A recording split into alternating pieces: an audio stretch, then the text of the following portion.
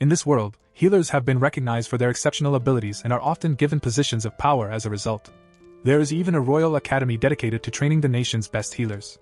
As a healer, you are usually going to be classed as first, second, or third rate. But then we have Zenas, who doesn't even have a license to use healing magic. However, it hasn't stopped him from helping people whenever he can. So he opened a small office on the edge of the kingdom so he can treat the people who need his help. Once he is done healing the man who came to his office, the man thanks him. But he doesn't have much to pay Zenas with, so he offers him all the money in his pocket. Zenas is fine with it because he is not doing this for personal profit, and after the man leaves, his assistant, Lily, comes in to remind him that he got a house call. Zenas says he is going to head out immediately, so Lily tells him she will have dinner waiting when he gets back. A few hours later, Zenas is done with his house call and is on his way back home. But while he is walking down the street, he notices a wolf girl who looks like she is in terrible pain. Just then, a noble catches up with the girl and starts yelling at her.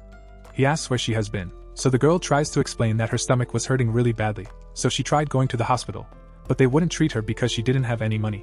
The noble looks at her like she's stupid and a stomach ache isn't enough to warrant a trip to the hospital, especially not for a slave like her with no health insurance.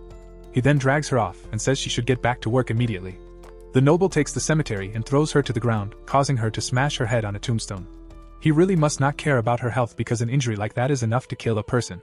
Plus, after the girl rolls over on the ground in pain, some scary black energy went into her, so I'd be very concerned. However, the noble has the observational skills of a blind man, so he thinks the girl is faking it and tells her to get back on her feet immediately. She obviously can't do that because of the severe pain. The noble walks over to her body and threatens to put her in one of these graves if she doesn't listen to him, but she can barely move, so he proceeds to kick her across the floor. The noble is sick of waiting around for her, so he says she should hurry up and start looking around the cemetery for anything of value. He then starts walking away, and maybe it's the severe pain or the fact that she got possessed, but the girl snaps and slashes the noble across the stomach. The noble is in disbelief at first because he has never been injured so badly before. He tries reasoning with the wolf girl, but then he remembers how he was kicking her a second ago, and she looks like she's out for blood, so there's no point in trying to negotiate. He starts running away at the speed of a light jog because that's as fast as he can go, and the noble definitely would have died here. But by some miracle, Zenas happened to be in the area, so he runs to him for help. He tells Zenas that his slave went crazy and is trying to kill him, but Zenas saw the way he treated her back on that street, so he is pretty sure that the noble deserved it. The wolf girl eventually catches up with the noble, so he begs Zenas to save him. Zenas takes one look at her, and he can clearly see the dark energy around her, so he asks the noble what he was doing when the girl went out of control. The noble doesn't want to admit that he was trying to get her to rob some graves for him, so he just says he was farming for loot. That's definitely illegal, but he tries to change the topic and reminds Zenas that he is severely injured, so he needs to get to a hospital right away. He even offers to pay Zenas if he can save him from the girl, but Zenas doesn't care about money. However, he also took an oath to save people's lives, so when the girl charges at the noble, Zenas pulls him out of the way in time. The girl then throws a bunch of rocks at Zenas, so he skillfully evades them without much effort. If he is skilled enough to do that, the noble thinks he should be able to kill the girl, but Zenas firmly refuses because he has a strict no-kill rule. The noble tells him to stop spouting that Dark Knight nonsense, because if Zenas doesn't kill that girl right now, then she might end up killing the noble. But Zenas still refuses because as a healer, his goal is to save as many people as possible, and immediately after saying this, he proceeds to punch straight through a rock that the girl threw at him. And I'm pretty sure healers can't normally do that. Zenas can tell that the girl is incredibly fast, in fact she is way faster than a demi-human should be, so he knows something is wrong. He doesn't want to hurt her too badly, so as the girl tries to slash him, he pulls up a shield, and as soon as she makes contact, she gets flung backwards into a nearby building. Incidentally, this also causes a piece of the building to collapse right next to the noble, and Zenas is fast, so he totally could have saved the noble, but he simply chose not to. Now that everything has calmed down, Zenas walks over to the girl's body, and her leg is broken from the fall, so she is struggling to get away. She is still feral, so Zenas lets her bite onto his arm to keep her in one place. He has figured out that she is possessed, so he puts his hand on her head and starts healing her to get the spirit out. He is successful, but he is still a little curious as to what she could possibly have been doing to make a spirit possess her. In any case, he still needs to take care of the ghost, so he uses his powers to exorcise it. He then turns back to the girl, and now that she is back to normal, he heals her broken leg so she can walk again. The noble sees this as he pulls himself out from under the rubble, and he is amazed that Zenas is powerful enough to heal a broken leg instantly. He is still badly hurt, so he pleads with Zenas to save him, but Zenas says he actually just clocked out for the day, so the noble will have to wait until tomorrow to get healed.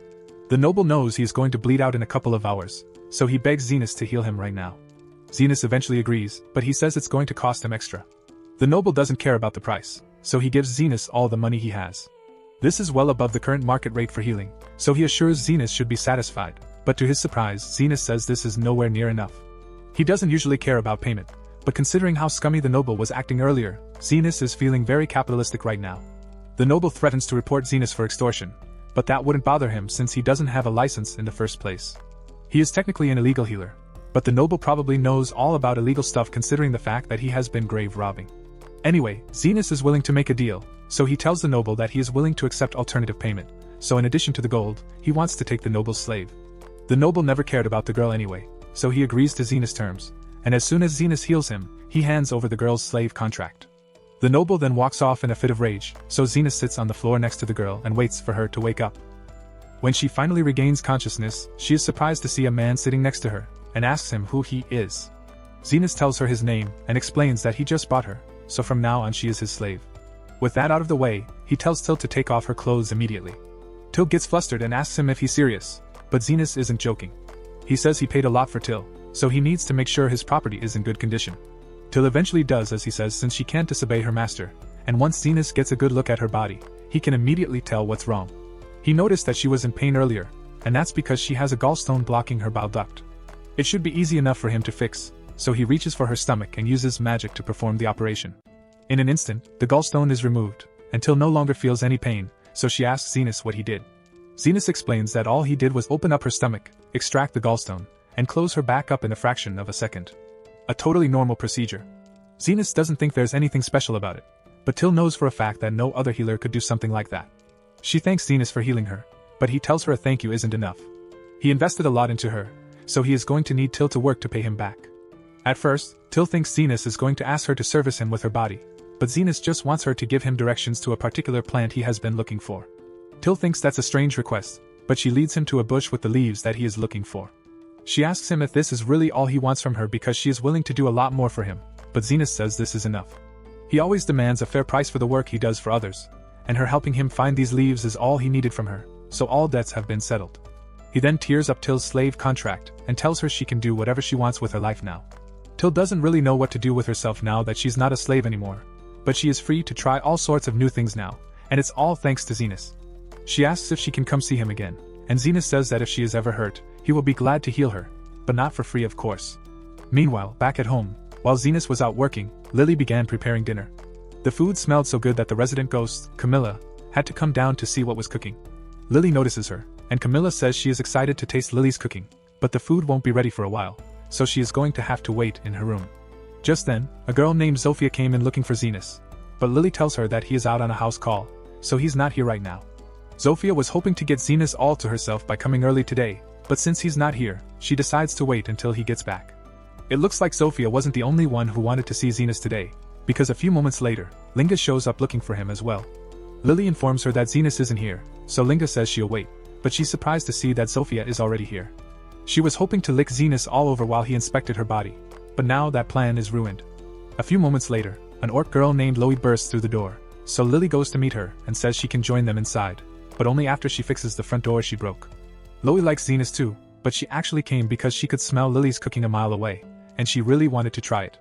Eventually, Lily is done cooking, so she was off to finish a couple of her chores and leaves the others in the kitchen. The second that Lily leaves the kitchen, the demi-human girls can no longer resist the smell of Lily's food, so they all go to give it a taste test, but they're definitely smart enough to know not to empty out the entire pot. Never mind, that pot looks pretty empty now. The three are starting to realize how badly they've messed up, because Lily is definitely going to be mad once she gets back. A few moments later, Lily returns and after seeing what has happened, she smiles at the girls and demands that they explain themselves. Later that night, Zenas finally returns home and Lily apologizes because dinner isn't ready like she had promised. There was a bit of a problem with the food, but she already found the solution. She sent the girls out to gather ingredients for her to make a new dish, and by the time they returned, they brought way more ingredients than she expected, so Lily will be able to make a feast tonight. But before that, she knows Zenas must have been working hard all day, so she says she'll prepare a cup of tea for him so he can relax.